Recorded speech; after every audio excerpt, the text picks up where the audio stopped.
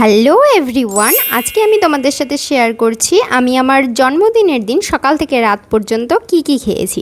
আমি সকালের দিকে তো ব্রেকফাস্ট করিনি, কেননা ঠাকুর প্রণাম করে সবার আশীর্বাদ নিয়ে তারপরে আমি দিনটা শুরু করেছিলাম।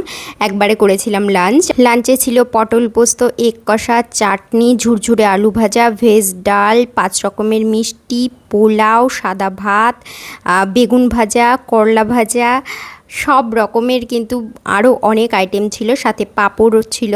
আর দেন দুপুরবেলা দোকানে বসেছিলাম, আর এটা আমাকে একটা ভাই দিয়েছিল, আমি এটাই খেয়ে নিয়েছিলাম। আর তারপরে উপরে এসে মা আমাকে একটু ফল দিয়েছিল, সেই ফলটা খেয়ে নিয়েছিলাম। আর বার্থডের দিনের লং ভ্লগটা যারা এখনও দেখোনি, আমি কিন্তু আমার চ্যানেলে অলরেডি পোস্ট করে দিয়েছি, তোমরা কিন্তু অবশ্যই গিয়ে কিন্তু দেখে নিও। আশা করছি তোমাদের একটু হলেও ভালো লাগবে।